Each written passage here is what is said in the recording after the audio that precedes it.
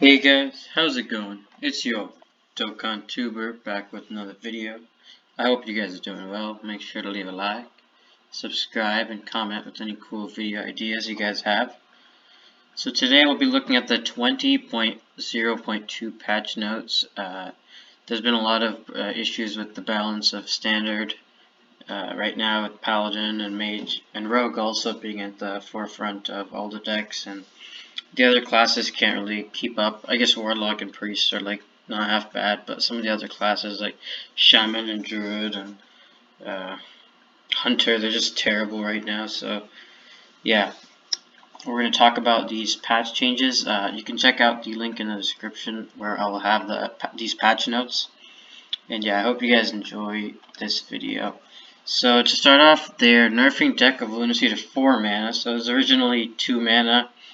And now it's going to be 4 mana, so that's going to hit Mage quite hard, in that you can't just slam this on turn 1 or turn 2 and just play all these busted cards that are discounted, like Nagarin Slam or even like Glowfly Swarm, or all those different kind of cards. Now you have to wait a lot longer to play it. You can still play it later on in the game, like 2 turns later. I still think it's not that weak because they still cost 3 or more than they did before, so they didn't nerf that aspect, just the cost. So maybe it's still playable.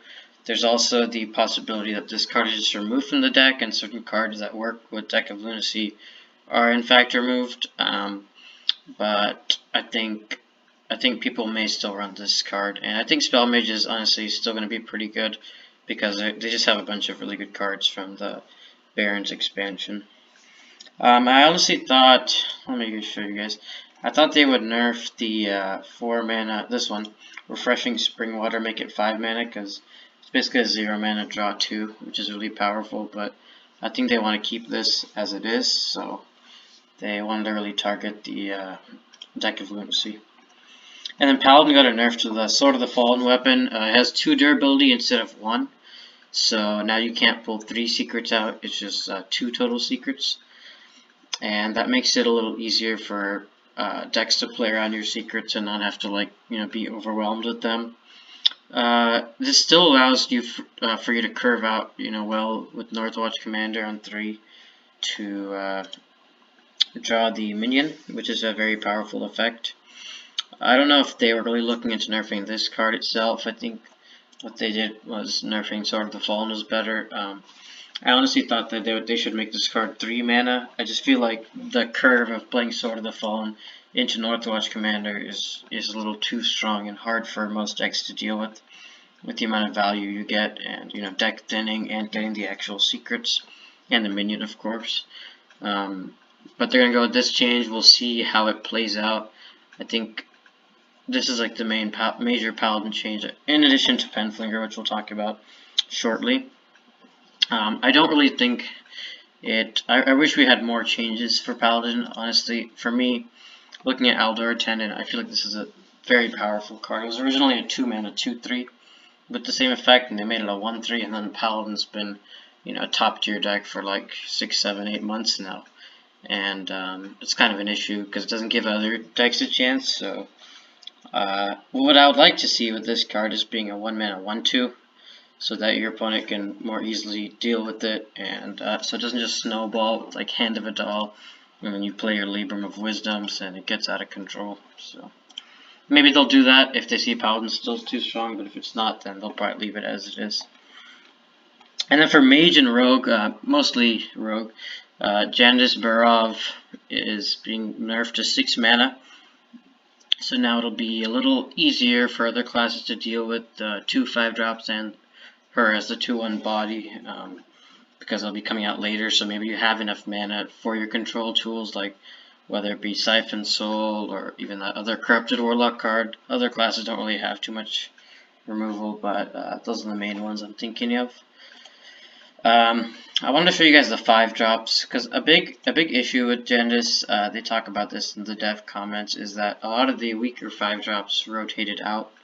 The 5-cost minions, so that means that the pool of minions you're going to summon from her effect are a lot stronger than they once were in the previous expansions, previous year. And so that makes it so that you're always getting like pretty good minions, almost too good. And I just want to show you guys some of the 5 costs. Okay, so Blood Herald is obviously, and Zai, these are some of the weaker ones. Lapidary is like okay. Due to the Claws, okay. Great Bow is very good. Menagerie Warden's meh. Twilight Armor Teacher's Pet are very, very strong. Teacher's Pet's so good because you get this and the 3-drop, which is a lot of value.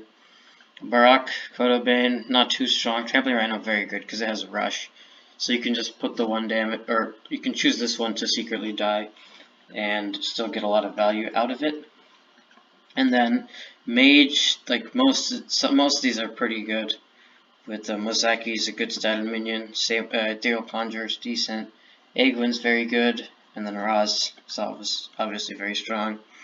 And then Paladin, everything besides Smite, Smith, however you say it, is very strong. The priest ones are a little weaker, but they're still, not too bad. Shaman's pretty good. If you get Earth Elemental, I mean, the game is basically over. Inara's, similar, very strong effect. Envoy Rustic is pretty insane. If you get those primes, it's really hard for your opponent to stop you. And then Warrior with like Scrap Golem, all these rush minions, they just get so much value. And then I'm not going to go through every single one, but like Goldra, Raj, Moonfang, all these like really high value minions that you're paying 5 mana to get like basically two of those cards, as well as Jandis, and trick your opponent. So yeah, I'm not sure if this is going to be enough. Maybe if they made our 1/1, that would help a little more. But we'll see how it plays out in Rogue especially.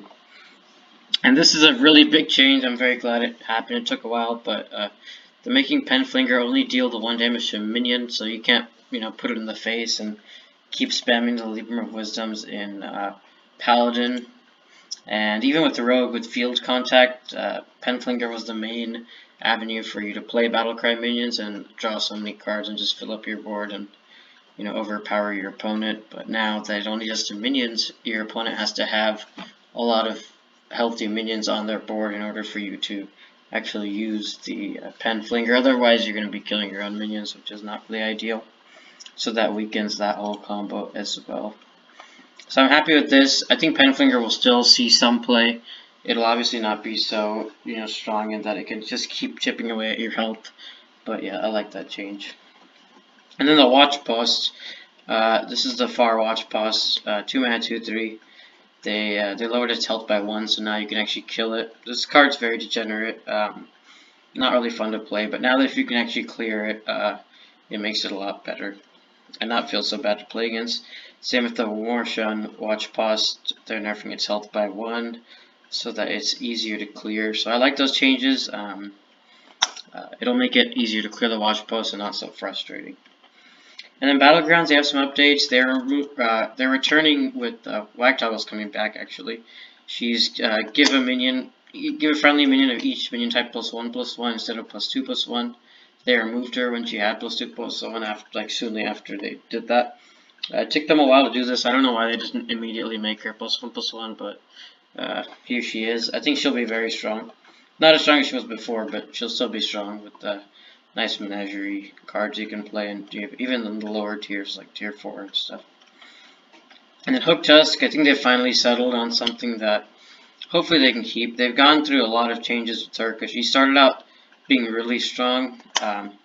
She did this effect on the left, the Trash for Treasure, discover a random one from a tier lower, but it was 0 mana. So now you choose one of 2, so it's like a choose 1, you only choose one of 2, so it doesn't give you as many options. Which is a little weaker, but I think she'll still see some play. Perhaps like Murlocs or something like that. And they're changing Steward of Time.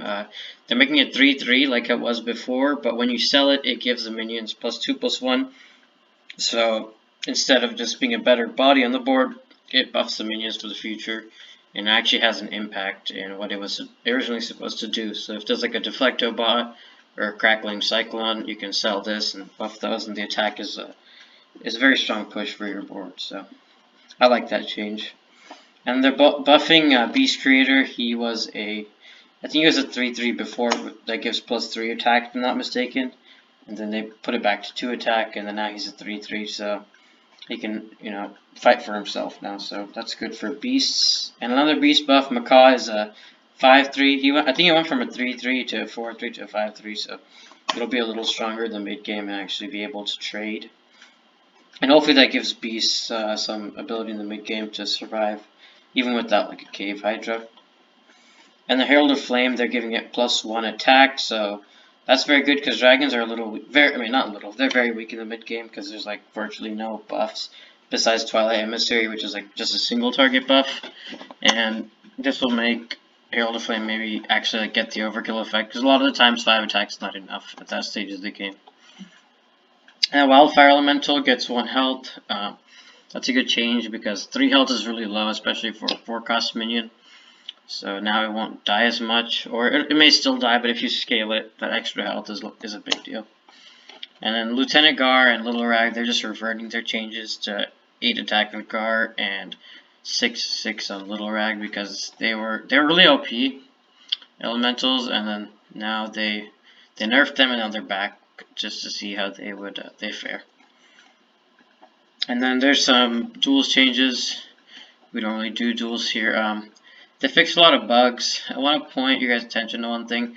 They removed Far Watchpost, Martian Watchpost, Crossroads Watchpost, and Carvel Battlescar from Arena, so you won't have to deal with those. They were a little too strong for my liking, and just really frustrating to deal with. Because if your opponent plays it early, you can't play your cards, so it's not fun at all.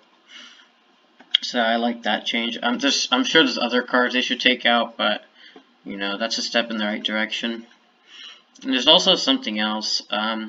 They reduced the chance of getting certain cards in Arena for Demon Hunter and Priest, because they're the main classes that actually have removal with, you know, Cycle of Hatred, and then Coilfang Warlord's a really strong card, and Chaos Nova for Demon Hunter. And then, Priest has Holy Nova, and then the new ranked spell that's kind of like Holy Nova. So, I don't know where it says that, somewhere here. Oh, right here, the appearance rate of cards. So, hopefully the other classes will be better. Yeah, and overall the Battleground changes, not too big, but it's something to note that, you know, we're getting Wag Toggle back. Hopefully, Hook Tusk is actually good, and some of these other minions can see some more play. And then Standard, hopefully it'll feel a little better, less RNG focused and aggro focused with Paladin.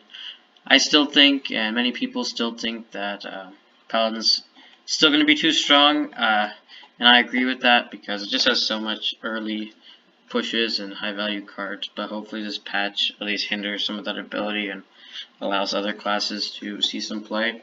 But if not, they can always patch again and maybe provide some buffs for the other classes if they don't want to nerf Paladin anymore. So yeah, that's the patch. If you guys want to see this full page, I'll have it in the description, and I hope you guys have a nice day.